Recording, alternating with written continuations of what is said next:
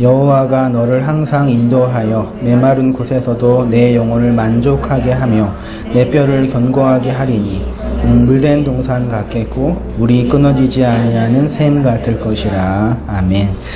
이사야 58장 11절이에요.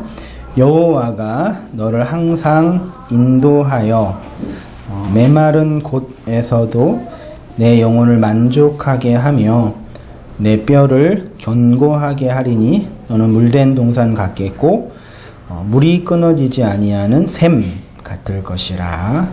오늘은 히브리어 속에 숨겨진 복음 우리 10번째입니다.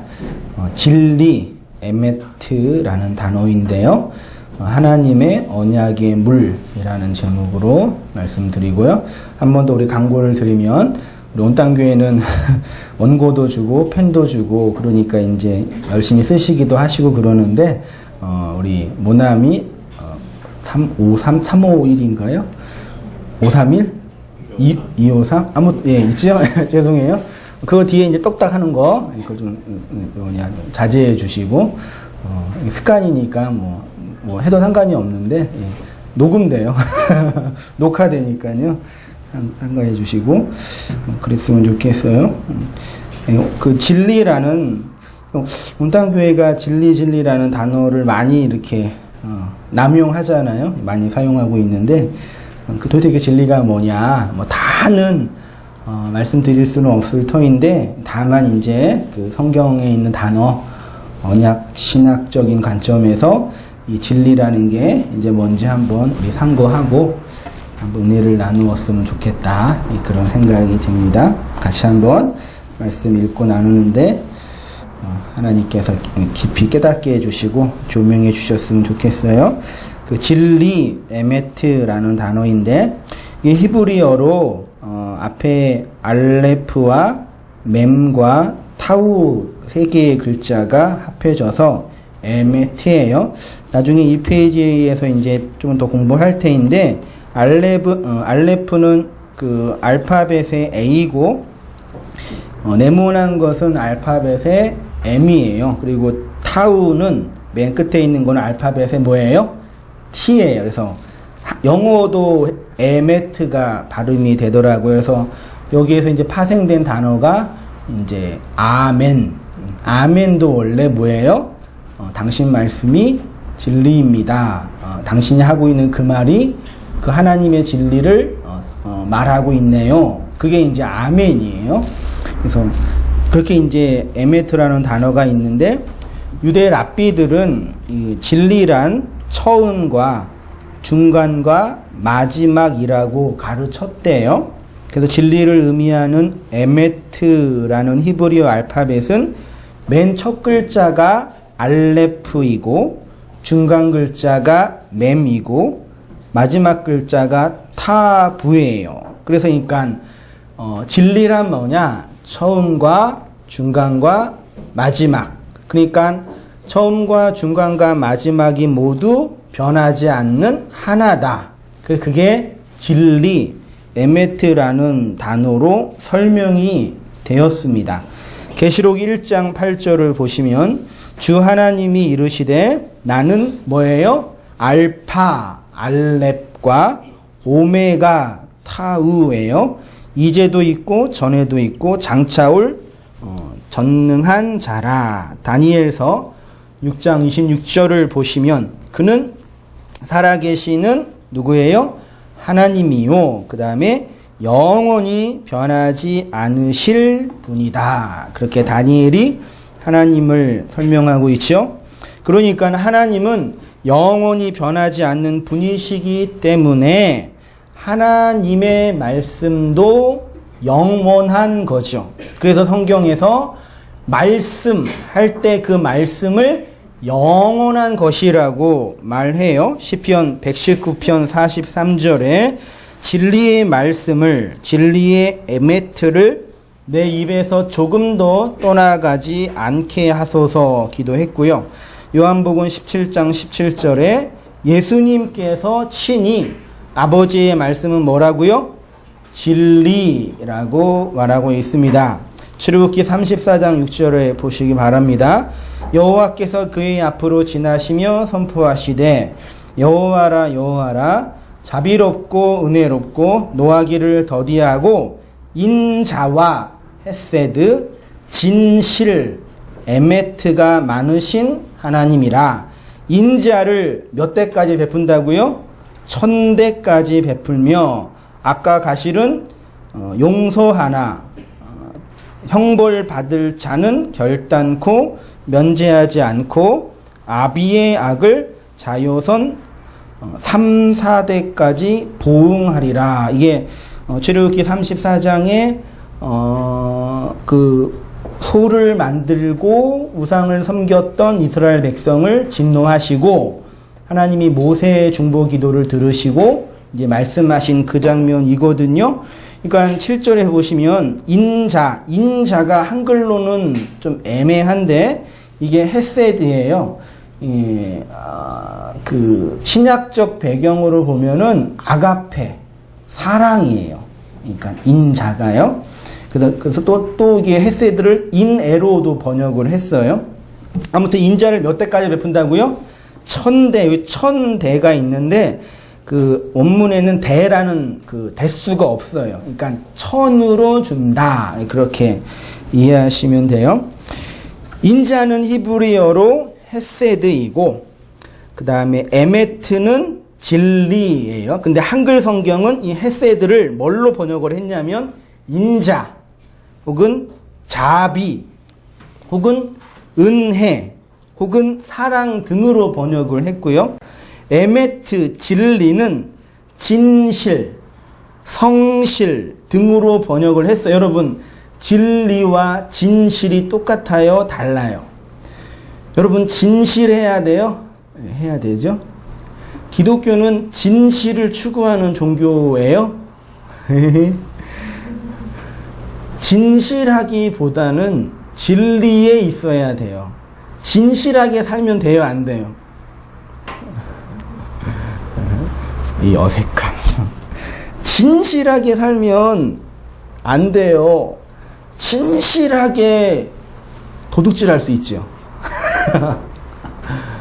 말하자면, 과장을 하자면 진실하게 사는 게 아니라 진리에 있느냐. 그게 지금. 근데 이제 한글 성경은 이런 걸 보면 우리가 좀 오역하거나 오해할 수 있는 요소가 좀 많이 있어요. 그래서 성경을 읽고 해석하는 데 있어서 정말 중요한 게 뭐냐면 하나의 단어나 하나의 문장과 하나의 사상이 그 성경과 그 문맥에서만 보면 안 되고 어떻게 봐야 돼요? 성경 전체에서 그 단어가 어떻게 사용이 되었는지를 확인을 해야 돼요. 그러니까 어느 때는 헤세드가 인자로 번역이 되었고 어느 때는 사랑으로 번역이 되었잖아요. 어느 때는 에메트라는 진리가 진실을 설명할 때가 있단 말이죠. 그래서 성경은 반드시 성경 전체의 그 단어와 문장과 문맥이 어떤 의미로 사용되었는지를 확인을 해야 되는데 그러려면 반드시 무엇을 참고해야 돼요? 참조해야 돼요? 성경의 원전을 근거로 성경의 단어와 문장이 어떤 의미로 사용이 되었는지를 이제 참고해야 되고 그래서 이제 성경을 전문적으로 가르치는 교사, 목사는 반드시 원문적 배경과 이해를 가지고 설명해 드려야 돼요. 그렇지 않으면 어떻게 돼요? 성경을 가지고 내가 하고 싶은 말을 하게 돼요. 그런 게 되게 많이 있거든요. 내가 하고 싶은 그 말을 성경을 근거로 얘기하는 거. 그것처럼 무서운 게 없어요. 혹은 교회 전통이나 그 시대에 요구하는 어떤 내용을 가지고 이제 들이대는 거죠. 제가 이제 그런 비판을 많이 했잖아요. 11조의 문제나 장로 정치 제도의 문제나 또 모르고 있나 그런 것들은 그 성경에 하나님이 우리에게 명령하신 명령의 내용에서 많이 왜곡되고 변해고 변질됐단 말이죠. 그래서 11조를 안 하면 하나님의 명령을 어기는 거다. 안식일을 지키지 않으면 하나님의 명령을 어기는 거죠. 그렇죠? 안식일날, 주일날 예배당 와서 예배 드리지 않고 LG 트윈스 야구 보러 가고 남자친구랑 연애하러 가면 안식일을 어기는 거죠.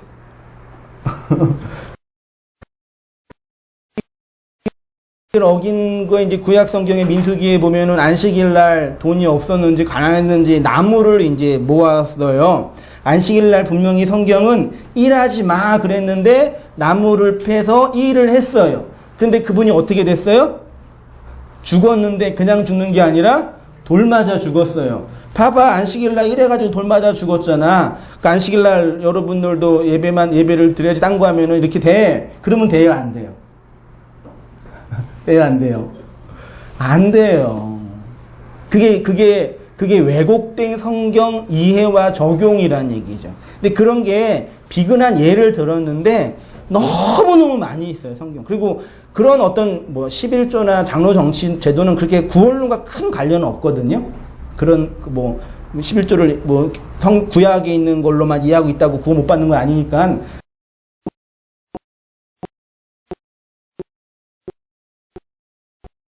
오해하면은 이제 하나님에 대한 오해와 오류에 빠지게 돼요. 그래서 이제 목회자는, 교사는 주의를 가지고 두려움과 떨림으로 말씀을 잘 가르쳐야 되고, 내가 전하고 있는 이 말이 성경 전체의 말과 맞는지 항상 고민해야 되고, 여러분들은 그 말이 정말 그거인지 베레아 성도들처럼 집에 가셔서 묵상하고 확인하셔야 되죠. 그래야 돼요. 출애굽기 34장 6절의 이 본문을 보시면 하나님은 자신을 은혜와 진리가 많으신 하나님으로 선포하셨습니다. 사실 은혜와 진리는 성경 전체에 흐르고 있는 하나님에 대한 사상을 내포하고 있어요. 하나님이 누구냐? 하나님이 어떤 분이냐? 라고 할 때 그 하나님은 어떤 분이에요? 은혜와 진리가 많으신 하나님이에요. 이것이 이제 신약으로 가면 어떻게 설명이 되었냐면 요한복음 1장 14절 2페이지 맨 위로 가보시면 말씀이 육신이 되어 우리 가운데 거하심에 우리가 그의 영광을 보니 아버지의 독생자의 영광이요 뭐래요? 은혜와 진리가 충만하더라. 예수님은 누구예요? 하나님의 말씀을 육체로 담으신 분이에요. 그러니까 예수는 말씀을 담은 육체, 그래서 말씀 육체라고 해요. 그러니까 아무도 하나님의 말, 진리를 담을 수 없는 육체인데 예수님만 그 말씀을 마음에 담고 이 땅에 오신 분이죠. 근데 그 예수가 어떤 분이냐? 은혜 그리고 진리가 충만하신 분이에요. 근데 그 예수가 그 말씀, 육체로 담은 말씀을 그 말이 없는 우리에게 전하고 증거하기 위해서 뭐 하셨어요? 야, 하나님의 말은 이런 거야 라고 열심히 가르쳐 주셨죠. 제자 훈련 시켜주시고. 절 보세요. 잘 생각해 보세요. 그 말씀을 담고 있는 그 예수가 그 하나님의 말이 없는 육체인 우리들에게 오셔서 우리는 그 말, 모든 인간은 하나님의 말이 없잖아요. 그럼 예수님이 그 말을 전하기 위해서 열심히 힘을 다해서 우리에게 그 말을 가르쳐 주셨잖아요. 그리고 열심히 훈련시켜 주셨잖아요. 이거 뭐가 뭔지 모르겠어요? 잘 생각하세요. 예수님이 이 땅에 오셔서 그 아버지의 말을 전하려고 우리에게 그 아버지의 말을 가르쳐 주신 거는 틀린 건 아닌데 그 말을 우리에게 주기 위해서 열심히 가르쳐 주신 거 아니고 열심히 제자 훈련 시킨 게 아니라 어떻게 하셨어요? 십자가에서 죽고 부활하여 영으로 그냥 우리의 마음과 영혼을 뚫고 들어오셨어요. 이게 별거 아닌데 되게 중요해요. 저만 열리는 것 같네요. 그렇죠. 저만 열려야 여러분 열리면 안 되시죠? 그 주중에 공부할 때 기독교의 본질은 뭐냐 그럴 때 기독교는 예수님의 가르침을 잘 배우고 예수님의 가르침을 따라서 우리가 변화되어지고 성숙되어지는 게 아니라 그랬어요. 이 점이 되게 예민하고 중요한 부분인데 잘 생각해 보세요. 기독교는 그 예수의 가르침을 잘 받아서 예수님처럼 깨끗하고 성숙하고 윤리적이고 성공적인 그 어떤 삶을 이 땅에서 추구하는 게 아니에요. 이건 자유주의 신학이에요. 슈바이처나 이런 사람들이 만든 신신학이라고요. 그래서 그런 사람들이 예수님을 쫓아가가 예수님을 본받으려고 박사학위 5개도 다 버리고 아프리카 가서 그 가난한 사람들 도운 거예요. 왜? 예수님처럼 성숙하고 윤리적이고 인정받는 사람이 되고 싶어서요. 근데 오늘날 많은 기독교인들이라고 하는 분들이 기독교를 그 지점으로 이해하면서 그렇게 성숙하고 노력하고 애쓰는 나를 정당화하고 나를 칭찬하고 나를 스스로 대견스럽게 생각하면서 신앙생활을 하고 있어요. 그게 나쁘다는 얘기가 아니라요. 예수님이 십자가에서 죽고 부활하여 영으로 그 진리의 영으로 말씀 없는 육체인 우리 안으로 들어오신 거예요. 그게 기독교예요. 요한복음 14장 17절 그는 진리의 영이라 세상은 능히 그를 받지 못하나니 세상은 그 영을 받지 못하여 그러니까 그 예수를 추구하고 본받고 예수의 가르침을 따라 살아가려고 노력해요. 진짜 오늘 한국에 다양한 종파와 다양한 이단들도 있는데 예수님의 그 산상수훈의 말씀을 내가 지키고 계명으로 쫓아가서 나를 포장하는 윤리와 도덕으로 삼겠다가 노력하는 사람들이 있다고요. 그 말씀 그대로 지키려고요. 그분들은 요한복음 14장 17절에 근거하면 뭐예요? 진리의 영을 받지 못한 거예요. 받지 못하니까 그냥 그 예수를 모범으로 삼아서 쫓아가고 닮아가려고 노력해요. 그러나 성도는 이렇게 예수 그리스도의 진리와 은혜로 진정한 성장과 온전의 자리로 나아갑니다. 여러분 잘 보세요. 베드로후서 3장 18절 오직 우리 주 곧 구주 예수 그리스도의 은혜와 그를 아는 지식에서 뭐하래요? 자라가라. 그러니까 여러분 저를 한번 봐주세요.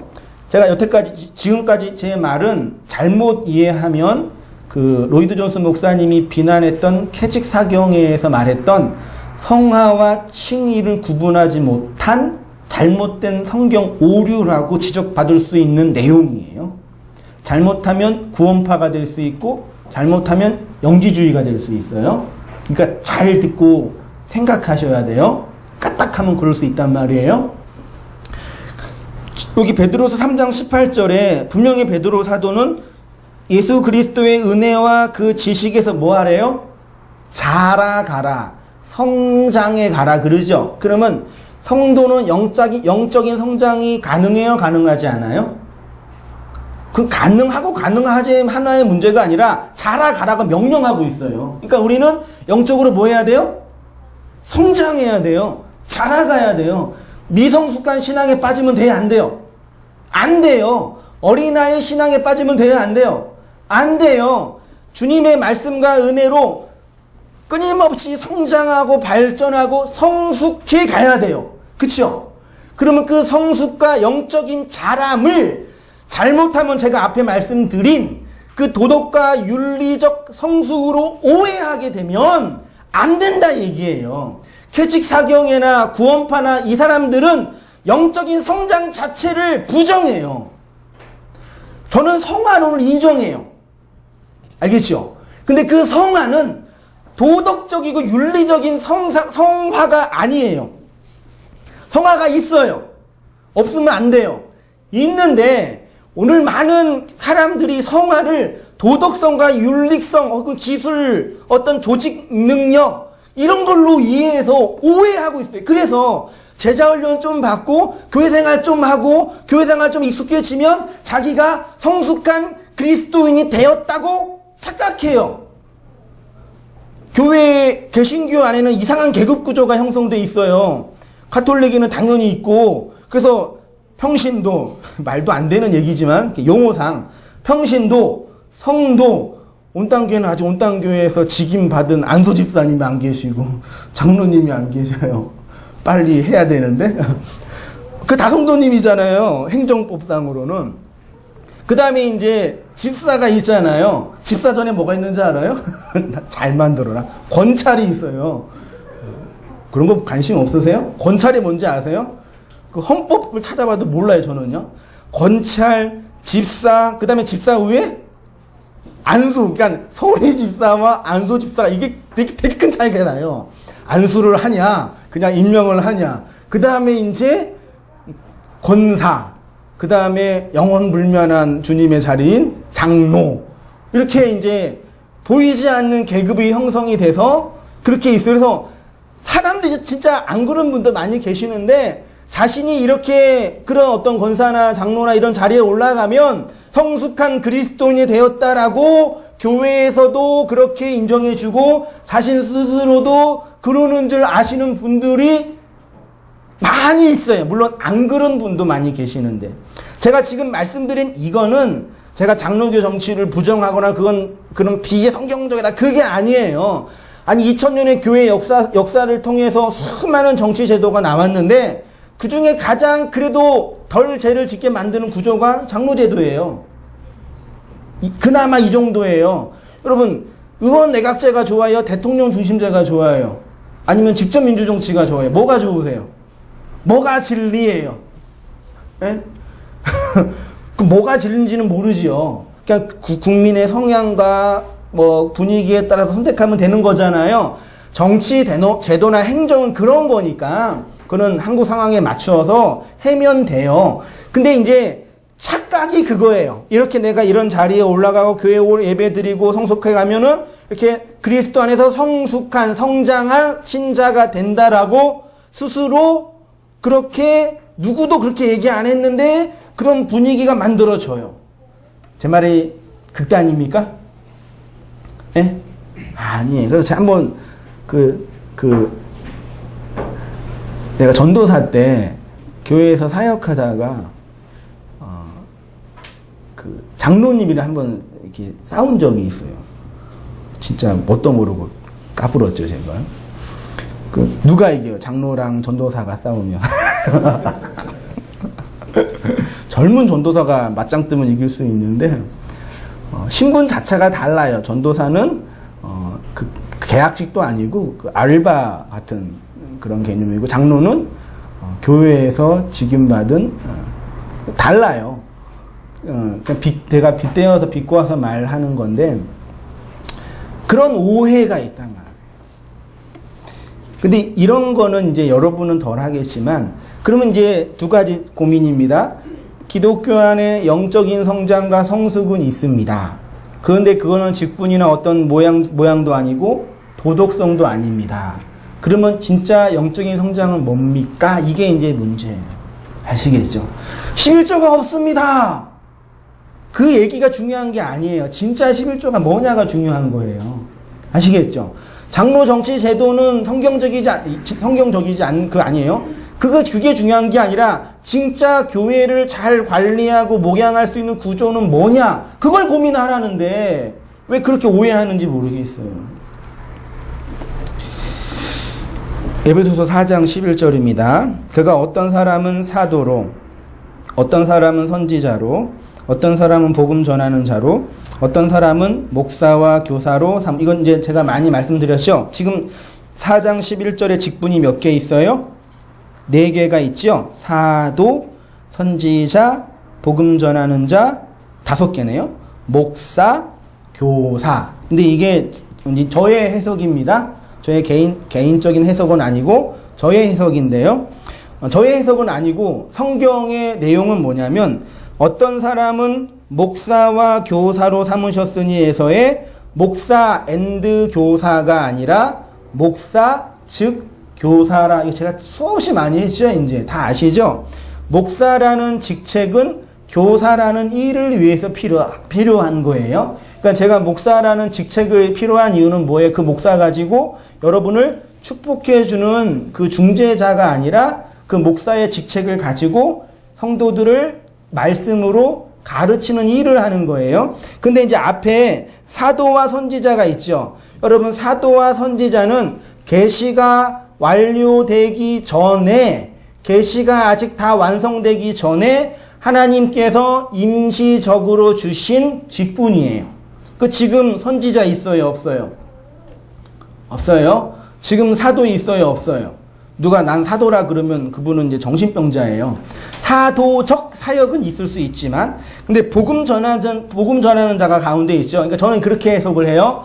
구약 시대 계시가 완성되기 전에 선지자와 사도는 무슨 일을 했어요?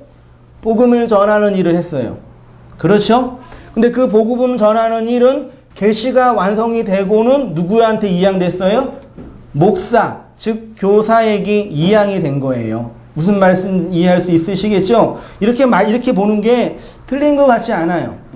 틀린 것 같지는 않아요. 그러니까 계시가 완성되기 전에 하나님께서 몸된 교회를 위해서 직분으로 주신 제도는 선지자와 사도예요. 근데 그 사람들이 어떤 일을 했냐? 복음을 전하는 일을 했는데 계시가 완성됐잖아요. 계시록으로 끝났잖아요. 그럼 그 일은 누가 하냐? 목사, 교사의 일을 하는 목사가 그 일을 하는 거예요. 이해되셨죠? 근데 그 목사가, 교사가 하는 그 일이 뭐냐? 12절에 성도를 뭐 한다고요? 온전하게 하고 무슨 일을 하게 한다고요? 봉사의 일을 하게 하여 결국은 그리스도의 몸을 세우게 한다. 이 말씀을 제가 믿음의 본질과 성도의 구원에서 충분히 강론했거든요. 한번 참조해 보시고 잠깐만 언급하면은 성도를 온전하게 한다는 얘기는 마태복음 5장 24절에 있는 너희는 하나님의 온전하심과 같이 너희도 온전하라의 그 온전이에요. 그러니까 우리 성도가 어느 상태에 어느 위치에 도달해야 되는데 그 도달의 위치는 도덕적인 발전과 윤리적인 성숙이 아니라 하나님의 온전이에요. 초월적 위치에 도달하는 거예요. 아시겠죠? 근데 그 온전은 어떻게 실행되냐? 본문에 봉사의 일이죠. 성경에서의 봉사는 말씀을, 양식을 나누어 주는 일이에요. 그러니까 언어가 변질돼가지고 오늘날 봉사는 좀 우리 교회는 봉사할 분 커피 내드리고 반주하시고 안내하시고 그런 봉사가 아니라 성경의 봉사는 그 말을 양식을 나누어 주는 것, 밥퍼주는 일이에요. 진짜로 밥퍼주는 일이에요. 근데 그 밥이 생명의 말이라는 얘기죠. 네. 마태복음 5장 48절이었네. 24절이 아니라. 그러므로 하늘에 계신 너희 아버지의 온전하심과 같이 너희도 온전하라. 그러니까 성도가 이렇게 예수 그리스도의 은혜와 진리를 성경의 가르침을 통해, 교사의 가르침을 통해 양식으로 먹으면 영적으로 성장하게 되는 거죠. 그 말씀으로 양육을 받게 되죠. 그 양육은 최종적으로 우리를 하나님의 온전의 자리로 올리는 거예요. 그래서 온전한 자는 어떠한 기능, 어떠한 존재, 어떠한 일을 하느냐, 그 말을, 그 말씀을, 그 양식을 나누어 주고 밥퍼주는 일을, 그게 온전한 성도예요. 아시겠죠? 근데 더 이상 여러분이 윤리적으로 도덕적으로 미성숙한 것 때문에, 물론 이제 성숙해야 돼요. 그러니까 나중에 얘기할 말이 있을지는 모르겠는데, 그것 때문에 너무 이렇게 죄책감 혹은 또 뭐라 그러죠? 나는 아직 덜 됐다. 또 용어가 기억이 안 나네. 그런 거에 빠지지 마시고, 그렇다고 그 죄를 조장할 필요는 없는데, 그 인간의 본질은 그걸로 설명이 안 돼요. 제가 진짜 말을 잘 못하네요. 가보겠습니다. 그래서 밑에 세 번째 온전한 자로 세우는 것이에요. 근데 온전한 자를 야고보서 3장 2절에 어떻게 설명되어 있냐면 각주 6번에 우리가 다 실수가 많으니 만일 뭐의 실수가 없으면 그 말을 잘 해야 돼. 어떤 말? 양식을. 누구 뒷담화 까고 누구 비난하는 그런 게 아니라 그 양식과 그 말이 필요한 사람에게 그 말을 진짜 나누어 주는 그 사람이 말에 실수가 없는 사람이에요. 그게 온전한 사람이에요. 그렇게 양식을 나누어 져서 결국 뭘 세워요? 뭘 세워요? 그리스도의 몸을 세워요. 그러면 그리스도의 몸은 그리스도를 머리로 한 뭐예요? 교회예요. 그리스도의 몸은 교회지요. 근데 이 교회는 뭐 조직신학에는 어떻게 설명하냐면 천상교회와 지상교회가 있다고 해요. 그러니까 온 땅 교회는 말하자면 무슨 교회예요? 이 교회죠. 그러니까 구조적, 제도적 의미에서의 교회예요. 근데 이 교회는 엄밀한 의미에서 진짜 교회예요? 아니에요? 이거는 온 땅 교회는 가짜 교회예요. 하나님의 나라가 완성되면 온 땅 교회는 없어져요. 아파트 멋있게 짓기 전에 뭐 지어요? 모델하우스 짓죠? 그래서 청약해가지고 우리도 하면 좋겠는데 해야 되잖아요. 들어가서 와, 집 좋다. 특히 모델하우스는 더 예쁘게 짓잖아요. 속지 마세요. 그 방에 다 짐 들어가고 들어가면 다 좁아져요. 그 모델하우스잖아요. 그 모델하우스는 그거 보고 나중에 내가 살 집이 뭔지를 예표로 보여주는 거죠. 그래서 진짜 아파트가 다 지어지면 모델하우스는 없어져요. 철거되는 거예요. 이 땅에 있는 모든 지상교회는 다 그런 교회예요. 그러니까 교회를 향해서 뜨거운 헌신과 교회를 향한 뜨거운 열정과 그런 게 필요하지 않아요. 그렇게 좀 하세요. 네, 부탁드릴게요. 송구스럽네. 그러니까 하되 그것이 영원성을 나타낸 것이라고 오해하면, 그래서 막 교회가 어려움이 겪거나 목회자가 타락하거나 그런 어려움을 겪을 때 그 성도들이 아주 그냥 신앙까지 잃어버려요. 물론 상처를 받았기 때문에 이해할 수 있는데 원래 지상교회는 적당한 시간이 되면 없어져야 돼요. 그 지향점으로 가야 된다고요. 그러니까 열심하고 열정으로 하되 그 안에 있는 내용의 의미를 알아야 돼요. 아시겠죠? 그런데 이제 이 지상교회는, 이 지역교회는 뭘 지향해야 되냐? 말하자면 하늘의 교회, 천상의 교회를 바라봐야 돼서 이곳은 뭐 하는 곳이냐면 하늘나라로 가기 위해서 모여있는 대합실 정도예요. 그러니까 대합실에 모여서 뭐 해야 돼요? 천국이 있다? 하나님의 나라가 있다? 그러니까 빨리 끌어모아 그래야 되는 거예요. 그러니까 신천지 걔네들이 일은 잘하고 있어요. 그 일은 잘하고 있어요. 저 신천지 아니니까 걱정하지 마세요.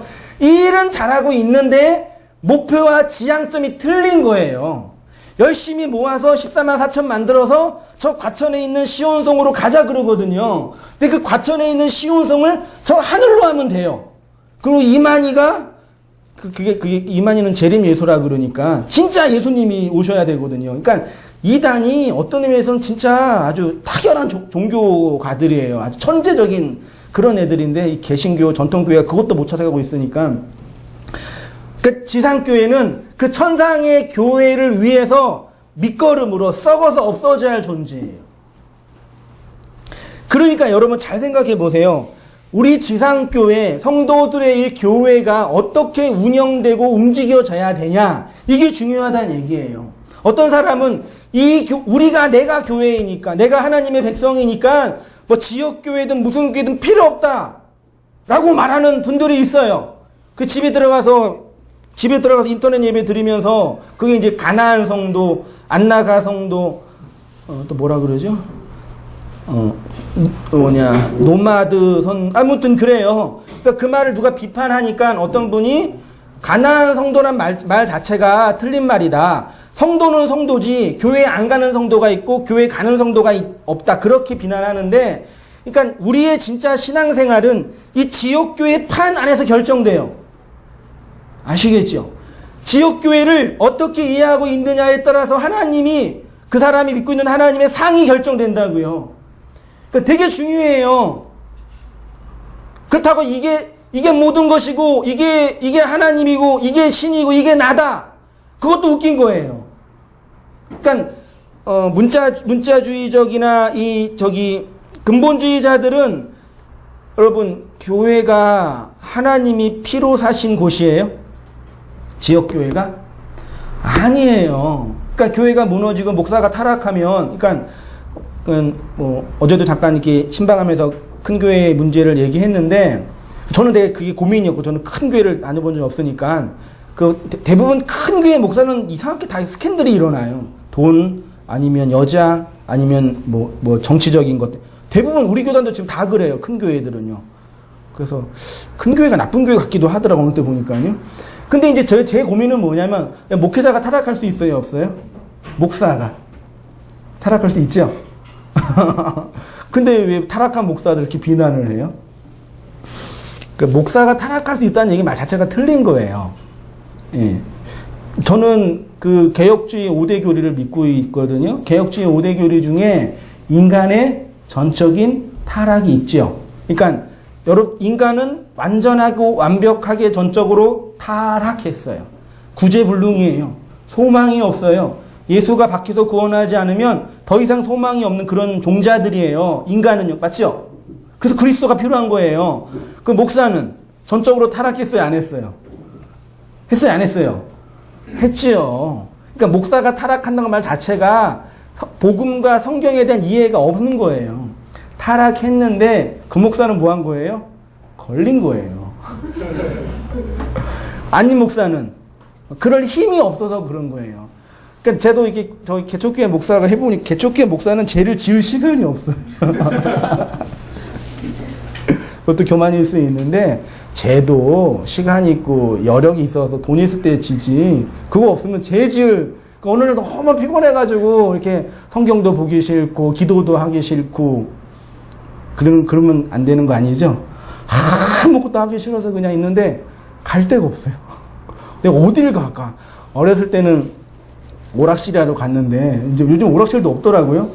세상에 다 PC방 바뀌어가지고 갈 데가 없어요. 그래서 참 쟤도 시간과 돈이 있어야지 짓구나. 그것도 해본 사람이 하구나 그랬는데 그러니까 타락이 된 존재, 그러니까 윤리와 도덕으로 나는 목사이니까 이거 하면 안 되라고 훈련받은 거예요. 아시겠죠?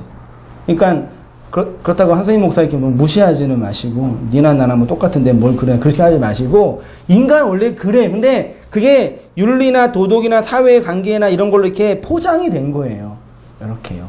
그게 윤리예요. 그러니까 여러분도 잘 포장하고 적당하게 하세요. 자매들 올 때 항상 화장하고 오시잖아요. 그게 믿음이에요. 어떻게 센 걸로 올 수 있어요? 잘 적당히 가려야 되잖아요. 그게 예의고, 그치요? 네. 아닌 분도 계시나요? 아무튼 뭐 그런단 말이에요. 그러니까 목사는 원래 그런 일을, 그러니까 목사의 존재는 타락돼 있다. 인간 존재 그렇게 돼 있다라고 이해하시면 돼요. 뭐가 다 여기까지 왔죠? 가보겠습니다. 2페이지 맨 위에요. 하나님의 진리와 복음의 은혜는 반드시 우리의 역사 안에서, 지역교회 안에서 이루어지기 때문에 이 지역교회를 어떻게 이해하고 받아들이고 해석하고 있느냐에 따라서 그의 신앙이, 하나님 아는 지식이 결정되는 거예요. 우리를 온전하게 하는 진리의 양식은 반드시 그리스도의 몸을 세우는데 뭐 해야 돼요? 기여해야 돼요. 그래서 성도의 구원은 개별적이고 개인적인 구원이 아니라 공동체적인 구원이에요.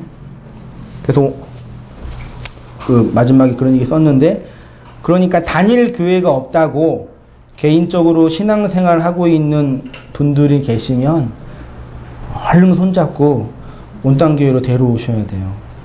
교회 안에서 이렇게 세워가고 만들어가야 돼요. 그 문제 이제 뭐 양극단을 이제 좀 나중에 기회 되면 얘기하겠습니다. 다시 본문으로 와서, 이렇게 성부 하나님과 성자 예수님과 성령 하나님 모두 진리의 하나님이시며 그 진리의 하나님이 행하시는 삼위 하나님의 구속 사역이 처음과 중간과 마지막이 변하지 않는 영원한 거란 얘기죠. 이 에메트라는 단어를 각 문자로 파자를 하면은 알레프와 mem과 타우가 있는데 알레프는 하나님이고 mem은 물이에요. 그래서 이 mem에 맘이 왔거든요. 엄마는 뭐 주는 사람이에요? 물 주잖아요. 엄마의 젖이잖아요. 아빠는 씨를 주잖아요. 그래서 나중에 공부하겠지만 고린도전서 3장 6절에 바울은 씨를 주었고 아볼로는 물을 주었잖아요. 그래서 교회를 자라게 하시는 거거든요. 그러니까 진리, 에메트는 하나님의 언약의 물이에요. 진리는 하나님의 언약의 물이고, 그래서 하나님의 은혜, 하나님이 주시는 것을 물을 준다고 성경이 표현을 합니다. 신명기 32장 2절, 내 교훈은, 하나님의 말씀은 뭐처럼 내려요? 비처럼 내리고 내 말은 뭐처럼요? 이슬처럼 맺히나니 연한 풀 위에 가는 비 같고 채소 위에 뭐 같다? 담비. 그래서 담비라고 졌어요. 이사야 55장 10절, 이는 비와 눈이 하늘로부터 내려서 그리로 돌아가지 아니하고, 비와 눈은 어디에서 내려요? 하늘에서 내려서 땅을 적셔서 소출이 나게 하며 싹이 나게 하여 파종하는 자에게 종자를 주며 먹는 자에게 양식을 줌과 같이. 11절, 내 입에서 나가는 말도 이와 같이 헛되이 내게로 돌아오지 아니하고 나의 기뻐하는 뜻을 이루며 내가 보낸 일에 형통함이니라. 나는 심었고 아볼로는 물을 주었으되 오직 자라게 하시는 자는 누구예요? 하나님이에요. 그러니까 여러분, 그 하나님의 은혜는 밑에서 위로 올라가는 게 아니라 어디에서 어디로 내려와요? 위에서 아래로 내려와요. 그걸 뭐라 그래요? 내리사랑이라 그래요. 진리는 반드시 위에서 아래로 내려와요. 밑에서 위로 들이면 부패한 거예요. 그 하나님의 말은 물로 위에서 아래로 내려와 내리사랑으로 경험이 되어지고, 반대로 아래에 있는 사람이 위를 섬기면 그 뭐라 그래요? 그거를 치사랑이라 그러죠. 그래서 그걸 종교적으로 교리화한 게 뭐예요? 치성을 드린다 그래요. 여러분, 아까 말씀드린 거랑 비슷한데, 하나님의 은혜를 받은 사람은 어떻게 해야 되냐? 내가 하나님께 은혜를 많이 받았으니까 그 받은 은혜에 하나님 감사합니다. 내가 이거 헌금도 드리고 시간도 드리고 봉사를 해서 이렇게 하나님을 섬기겠습니다. 이게 맞는 줄 알았죠? 네, 잘 생각하셔야 돼요. 뭐 헌금하지 마세요, 봉사하지 마세요가 아니에요. 하나님의 위로부터 내리는 그 물을 받은 성도는 그 물을 먹어서 하나님의 말과 은혜가 뭔지 알게 되었잖아요. 그러면 그거 가지고 하나님 감사합니다. 내가 주님께 감사헌금 드리겠습니다. 이렇게 헌신하겠습니다. 받은 은혜가 너무 많아서 봉사하겠습니다. 그 내용은 틀린 게 아닌데, 그 본질은 뭐냐면 받은 것을 다시 하나님께 드리는 개념이 아니라, 하나님께 받은 그것을 내가 받았으니까 난 또 누구한테 내리 사랑을 해야 되는 거예요. 하나님께 다시 드리면 그게 하나님과 내가 대적하는 거라고 선지자가 말하잖아요. 하나님과 대적하는 존재가 뭐예요? 그게 사탄이에요. 사탄은 하나님과 이렇게 대적해서 이렇게 서 있는 게 사탄이에요. 공격하고 하나님 인정하지 않는 존재가 아니라. 그러니까 이스라엘 백성에게 선지서를 잘 읽다 보면은, 이사야나 예레미야를 보면은 제사 드리고 있는 이스라엘 백성들을 향해서 너희는 하나님을 대적하고 있어. 너희들의 무수한 재물은 하나님이 받지 않아. 당장 집어치우고 나가! 그러는 거예요. 그러니까 제사를 열심히 드렸으면 그 제사의 의미가 뭔지 알게 되지요. 그러면 제사의 의미가 알면은 어디로 가야 돼요? 하나님이 계시는 지성소로 들어가야 되잖아요. 근데 그걸로 안 가고 내가 드린 재물 얼마짜리인지 알아? 이거 500만 원이야. 이거 얼마짜리인데. 그리고 거기에서 자랑하고 놀고 있는 거 지네들끼리요. 그게 뭔지 알았으면 성정 바깥에 있는 이 세상에게 그 어린 양의 피의 의미가 뭔지 알아서 그 십자가의 의미가 이거거든. 이게 나누어 주니까 하나님께 받은 사랑이 있으면 감사합니다 이렇게 가는 게 아니라 받아서 이렇게 나누어 줘야죠. 그렇죠? 그게 이 세상을 향한 성도의 내리 사랑이고 그게 온전이에요.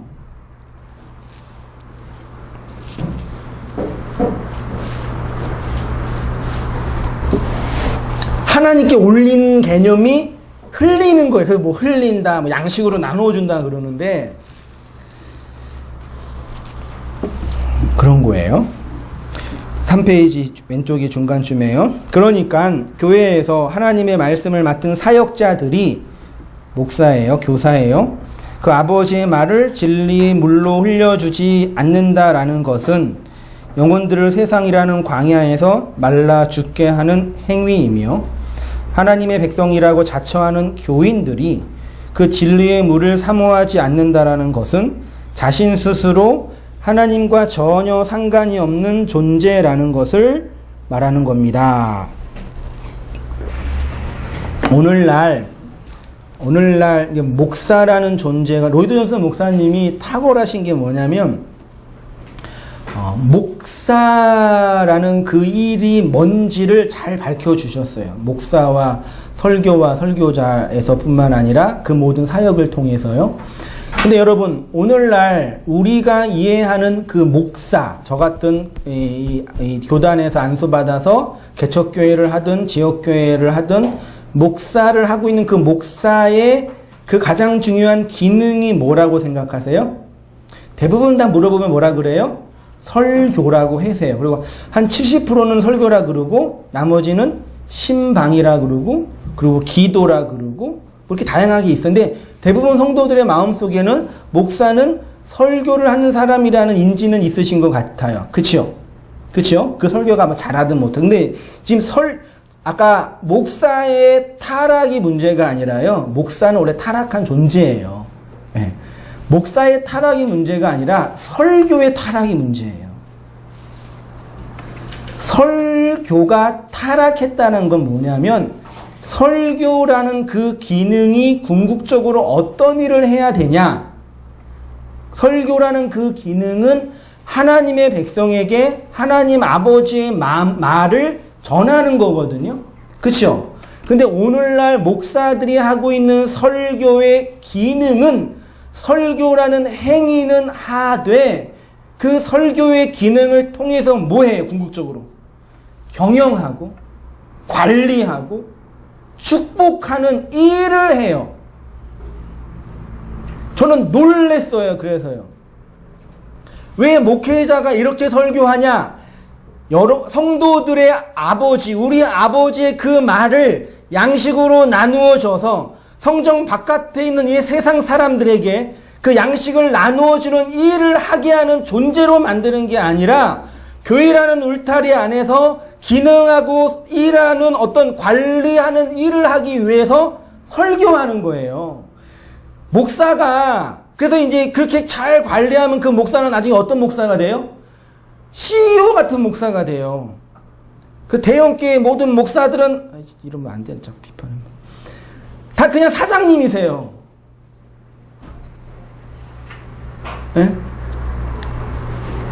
그 관리는 필요해. 근데 뭘 말씀드리고 싶냐면 이 말을 통해서 하나님 백성에게 그 진리가 증거되어서 그 영혼이 하나님의 백성으로 지역교회를 섬기든지 세상을 섬기는 그 일을 하는 존재가 되는데 이상한 교회적인 종교인이 돼버려요. 여러분 목사가 윤리적으로 타락하고 형법상의 문제가 있으면 어떻게 해야 돼요? 예? 뭐 간음을 했다든지 돈을 유용했다든지 그 실제로 그 형법상의 문제가 생기면 어떻게 해야 돼요? 감옥에 보내야죠. 맞잖아요. 그런데 성도들이 더 열심히 기도해요. 목사님을 위해서. 우리 목사님, 우리 교회 목사님이라고. 그 이상한 종교 집단이 된다고요. 저는 그게 이해가 안 됐거든요. 목사들이 분명히 형법상으로 빨간 줄이 올라가고 물론 그분은 걸렸으니까 저랑 뭐 다를 거 없네요. 그러면 죄를 범했으니까 벌을 받으면 되잖아요. 그 나중에 뭐 다시 하든지 뭐 하든지. 근데 성도들이 그건 그거로 하고 목사가 연약하고 우리 교회 수장이니까 이 공동체를 지켜야 한대요. 이 교회를 지켜야 한대요. 그게 정말 하나님을 향한 믿음이고 그 하나님을 향한 열정이냐 이 얘기예요. 아니에요. 제가 30년 동안 40년 동안 몸담아 온 그 나가 교회니까 그 교회를 못 버리는 거예요. 그럼 결국 나를 버리지 못하는 자아 숭배에 빠져 있는 그 성도의 모습이에요. 이해되셨으면 좋겠어요. 열심히 하나님을 섬기고 있는데 궁극적으로 누구 섬기는 거예요? 그 소 만들어서 하나님을 소로 섬기는 거라니까요. 그 교회도 온 땅 교회도 말씀도 다 나예요.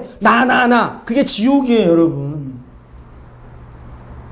불교랑 차이가 뭐가 있어요, 도대체? 12월 달에는 기독교 대목이고 5월 달에는 불교 대목이잖아요. 다를 게 뭐가 있어요? 그러니까 그 절강 가니까 요즘에 왜 절이 왜 도시에 와 있어요? 걔네들은 산속에 들어가 있어야지. 교회는 산에 들어가고 절은 교회 그 보면은 이제 뭐 부처님 오신 날 연등 행사 뭐 기와장 그거 다 돈이더라고요. 연등 하나에 10만 원. 그 달고 이제 우리 자식 이름 쓰고 결혼 안 되면 배우자 쓰고 한 100만 개 쓰면 그 돈 돈이 얼마야 도대체 그게. 응? 그 카톨릭이 그거 돈 벌었어요. 그리고 여러분 유럽 자매들 알잖아요. 그 성당 봐요. 그 어마어마한 성당. 그 14세기, 15세기 그 민중의 피와 살을 다 빼먹고 만든 거예요. 그 돈 가지고 면집을 팔아서. 이거 갖고 있으면 여러분 생명을 얻을 수 있어요. 한승희 목사의 땀이 배어있는. 5만 원씩 할게요. 웃기죠? 그러고 있는 거예요, 그분들이요. 결국 그게 뭐냐? 목양받는 게 아니라 사육당하는 거예요. 목양은 김난주 목사님 인격성이라고 표현했는데 사육의 목적은 뭐예요? 잘 키워서 잡아먹는 거예요. 목약은 잘 키워서 보내는 거예요. 근데 성도들이 목양받고 싶을까요? 사육받고 싶어 할까요? 사육받고 싶어요. 그 인간의 본능인 것 같아요. 그러니까 사육하는 교회는 성장할 가능성이 많이 있고 목양하는 교회는 성장할 가능성이 별로 없어요. 온 땅 교회도 성장할 가능성이 별로 없는 것 같아요. 그런 의미에서는. 그 이유가 뭐냐? 사람들이 자기 사욕을 따를 스승을 많이 둔대요. 디모데후서 4장 3절. 때가 이르리니 사람이 바른 교훈을 받지 아니하며 기가 가려워서 자기 사욕을 따를 스승을 왜 둬요? 내가 원하고 내가 욕망하는 그 말을 저 목사가 해주니까 따라가요. 이단에 빠진 사람들의 대부분이 이거예요. 진짜예요. 교회도 마찬가지예요. 4절에 그 길을 진리에서 돌이켜 허탄한 이야기를 진리에서 돌이킨대요. 제가 많이 간증했잖아요. 성도들이 정말 진리를 배우고 싶은데 그 진리를 전하는 설교자, 목사가 없기 때문에 그러는 줄 알았어요. 근데 아니에요. 자기 욕망이에요. 내 욕망이 거기에 있으니까 거기에 있는 거지 그 설교에 감화받고 그 공동체에서 은혜 받아서 있는 게 아니에요.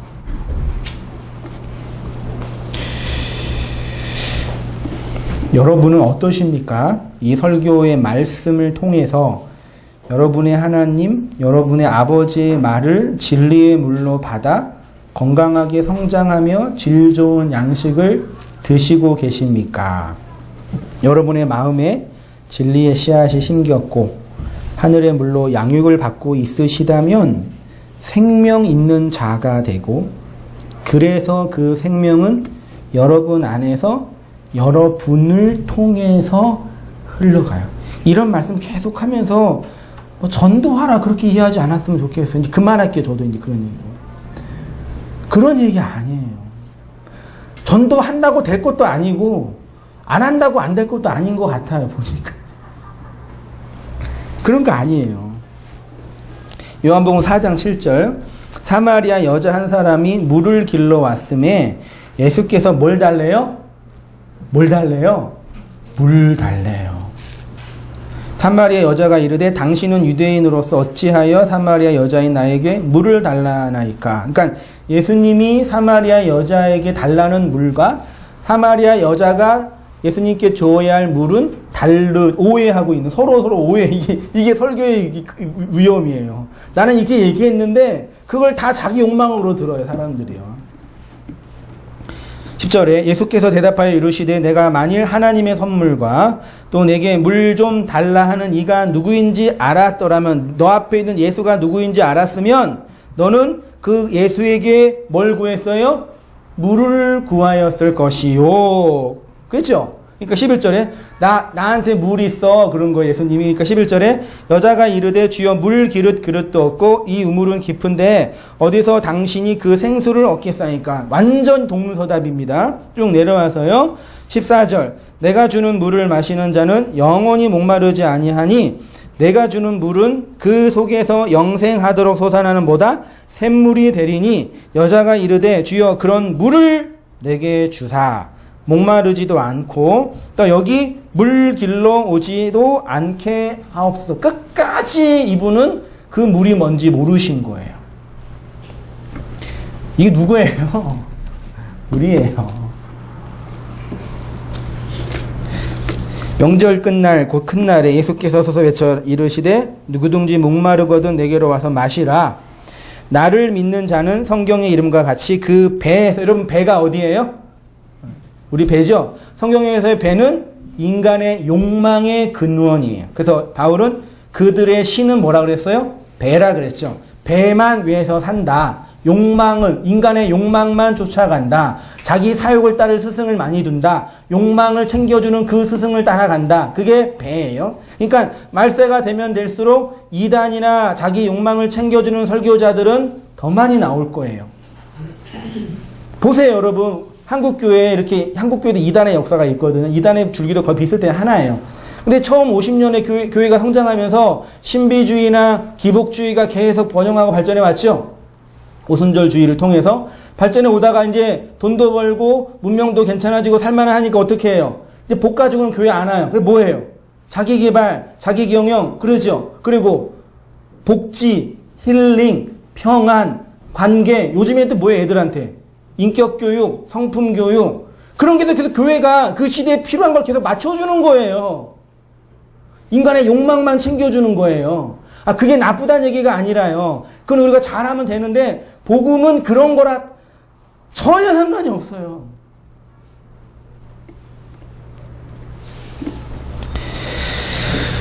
(39절에) 이는 그를 믿는 자들이 받을 뭘 가리킨다? 성령. 예수를 통해서 은혜와 진리가 그 진리의 영으로 우리 안에 들어온 그 성령, 그것이 물, 진리라는 말이에요. 이렇게 예수 그리스도를 통해서 성령의 은혜를 진리로 받은 교회는 그 진리를 물로 담아낼 수 있는 자가 되고, 그래서 물이 없는 기근의 세상에 그 물을 흘려주는 존재가 되고, 그게 교회의 모습이고, 그게 지역교회가 역사에 필요한 유일한 이유예요. 이사야 58장 11절입니다. 여호와가 너를 향하여 항상 인도하여 메마른 곳에서 내 영혼을 만족하게 하며 내 뼈를 견고하게 하리니 너는 물된 동산. 물된 동산은 뭐예요? 여러분 물된 동산이 어디예요? 에덴 동산에 물이 있었잖아요. 에덴 동산 다음 주 공부할 텐데 흐르는 4개의 강이 있었단 말이에요. 성경에서의 4개는 세상을 상징해요. 그 세상에 필요한 4개의 말씀, 4개의 복음, 4명의 족장, 그게 다 하나님의 말씀을 4개로 설명하는 거예요. 세상에 필요한 말이니까요. 그 물이 있어요. 그 동산에, 그 교회에. 물이 끊어지지 아니하는 샘. 예레미야 31장 12절 그들이 와서 시온의 높은 곳에서 찬송하며 여호와의 곡식과 새 포도주와 기름과 어린 양의 떼와 소의 떼를 얻고 크게 기뻐하리라. 그 심령은 뭐라고요? 물된 동산. 이게 진실한 삶이 아니라 진리를 추구하는 성도의 존재예요. 진실하게 살고 깨끗하게 살고 도덕적으로 살고 또 뭐 있나요? 성공적으로 사는 게 중요한 게 아니라 그 물을 담아내며 사는 게 중요해요. 아까 찬양했잖아요. 어두운 후에 빛이 오고 바람 부는 후에 잔잔. 이것도 이렇게 하면 안 돼요. 지금 어두움이야. 지금 고난이야. 곧 좋은 날이 올 거야. 그렇게 이해하시면 안 돼요. 어두움과 빛은 하나고 고난과 성공도 하나예요. 여러분, 고난이 좋은 거예요? 성공이 좋은 거예요? 실패가 좋아요? 번영이 좋아요? 행복이 좋아요? 불행이 좋아요? 선택을 하실 거면 뭐 영업사원도 아니고 뭐 하는 건지. 복음은 이걸 참고 견디면 이제 나아질 거예요가 아니에요. 이게 하나라고요. 네. 고난이 나쁜 게 아니라고요. 실패가 좌절이 나쁜 게 아니라고요. 그것도 이렇게 하면 실패해야지 성공하니까 그렇게도 이해하시면 안 된다고요. 다 우리는 이 구조, 선악 구조에 갇혀가지고 잘하면 자랑질하고 교만하고 의시되고 떠벌리고 좀 잘났으면 좀만 키 크다고 잘난 척하고 그리고 키 작은 사람은 아유 키 작어, 아유 돈 없어, 아유 실패해. 그리고 의기소침하고 그걸 또 조장하고. 옛날에 미국의 어떤 교회에서는 어떤 목사님이 그러는데 미국에 실제로 있었대요. 교회 앞에 현판에 가난은 저주다. 가난은 불편해요. 네. 싫어요. 지겨워요 진짜.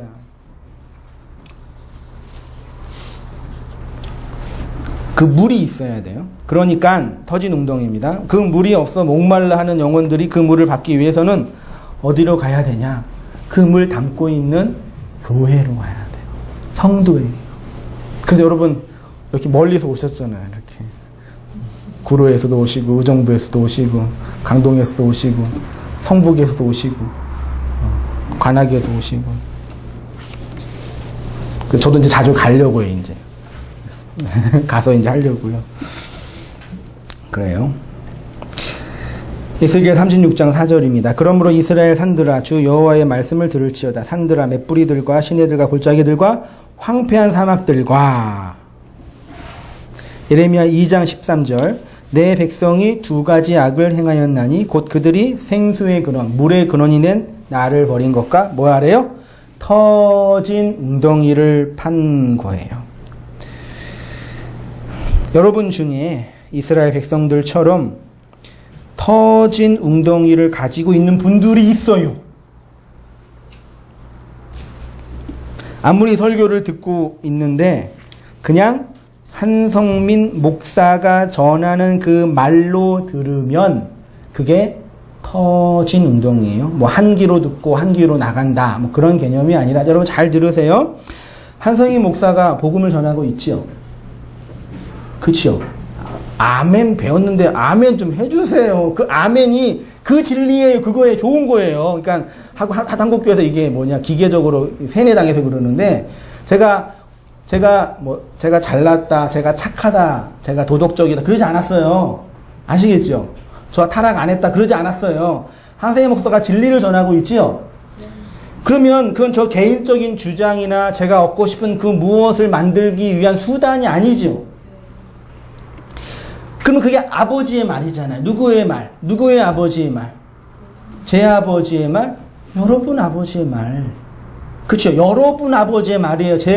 그 여러분의 아버지가 제 아버지고 제 아버지가 여러분의 아버지니까 그래서 교회는 한 형제 자매라고 하는 거예요. 이렇게 이해 안 되게요. 그 말을 제가 하고 있잖아요. 그러니까 한세희 목사가 신학을 통해서 그러니까 신학적인 어떤 기반이나 철학적인 기반이나 인생의 성숙이나 IQ나 이런 거에 의해서 탁월한 설교자가 있을 수 있고요. 부럽지만 있을 수 있고 그게 좀 약한 사람은 좀 덜 타고난 그래 2류, 3류가 될 수 있어요. 뭐 키가 다른 것처럼 그거는 중요하지 않아요. 중요하지 않아요. 아시겠죠? 그러니까 한세희 목사를 설교를 들으면서 어떤 목사랑 비교하면서 별로다 그렇게 하지 마세요.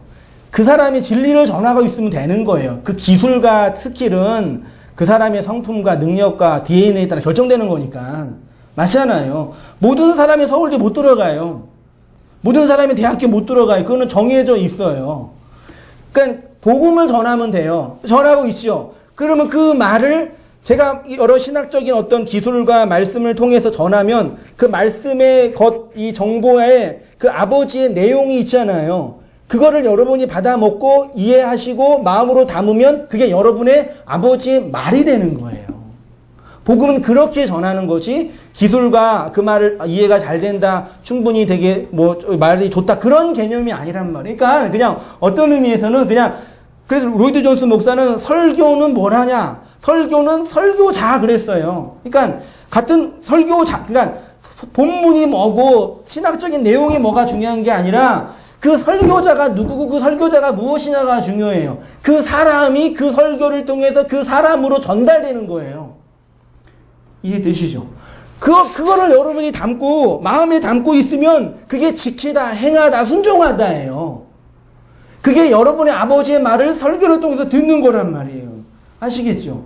근데 그거를 한세의 목사가 전하는 어떤 그 언어 정도 그것도 잘 들어야 되시는데 거기에 머물러 있으면 나중에 시간 지나면 다 똑같은 얘기하고 한계 효용의 법칙이 있어요. 밥이 언제 가장 맛있어요? 배고플 때 먹어야 돼요. 그러니까 그래서 아이들이 정말 맛있게 먹으려면은 간식 안 주고 그런 마이쮸 안 먹고 밥만 먹이면 돼요. 시간대. 그러면 너무 잘 먹어요. 배고프니까. 한 숟가락 먹으면 제일 맛있고 나중에 먹으면 맛이 없어져요. 설교도 그래요. 인간이 전하는 거니까요. 어쩔 수 없어요. 근데 그거는 그런데 그 안에 있는 내용은 영원한 아버지의 말이잖아요. 누구의 아버지? 여러분의 아버지의 말이에요. 그거 먹고 교회 안에서 해야 할 일 하고 역사 안에서 순종하고 살아가면 되는 거라고요.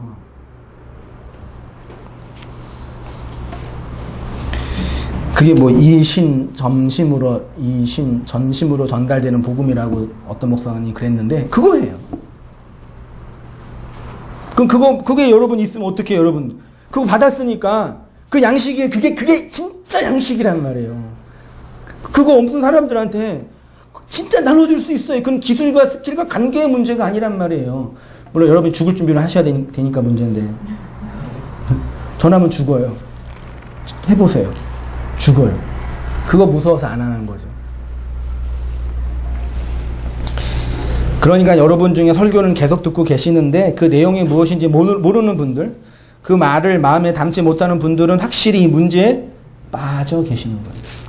단순히 한성의 목사의 설교를 이해 못하는 것이 아니라 여러분의 아버지의 말을 듣지 못하는 거죠. 그 아버지의 말을 들으셔야죠. 여러분 아버지의 말을요. 아들이 누구라고 했습니까? 아버지의 집에서 아버지의 말을 듣는 자. 바르 기억나시죠?